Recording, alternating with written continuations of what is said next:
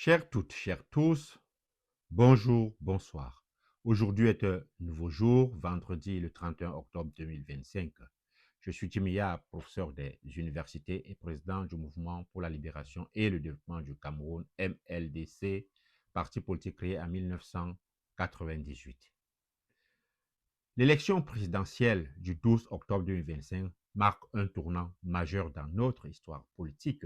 Paul Biya, âgé de 92 ans, a été déclaré vainqueur avec 53,66% des suffrages exprimés. Cette victoire, validée par le Conseil constitutionnel, lui confère la légalité institutionnelle.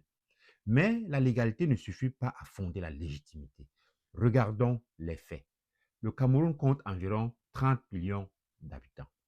Seulement 8 millions étaient inscrits sur les listes électorales et à peine 4,6 millions ont effectivement voté. Et parmi eux, Paul Biya a obtenu 2,4 millions de voix. Cela représente à peine 8% de la population totale. Autrement dit, plus de 92% des Camerounais n'ont pas voté pour lui. Ces chiffres sont éloquents. Ils révèlent une crise de légitimité démocratique. En 1984, la participation électorale était de 97%. En 88, elle était de 92%. Mais dès 92, elle tombe à 71% et depuis, elle décline 68% en 2011, 53% en 2018, 57% en 2025.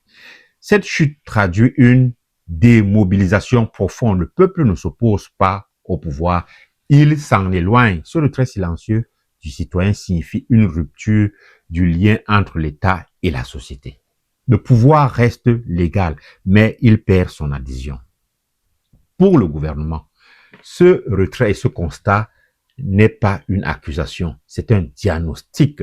Gouverner avec l'appui de moins de 10% du peuple impose une réflexion, car la stabilité politique ne vient pas de la durée d'un régime, mais de la confiance qu'il inspire. Le Cameroun aujourd'hui n'a pas besoin d'un affrontement politique, mais d'un renouveau institutionnel.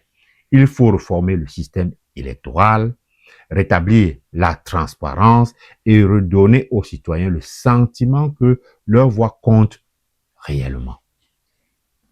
Les expériences du Ghana, par exemple, du Nigeria ou du Sénégal l'ont montré. La stabilité durable repose sur la légitimité, pas sur la longévité.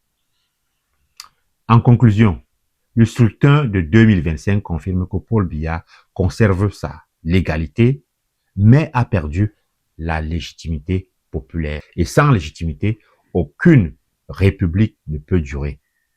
Le gouvernement doit entendre ce signal non comme une menace, mais comme une responsabilité historique, celle de réconcilier le pouvoir avec le peuple et de restaurer la confiance nationale. Gouverner, ce n'est pas seulement régner, c'est convaincre, écouter et servir.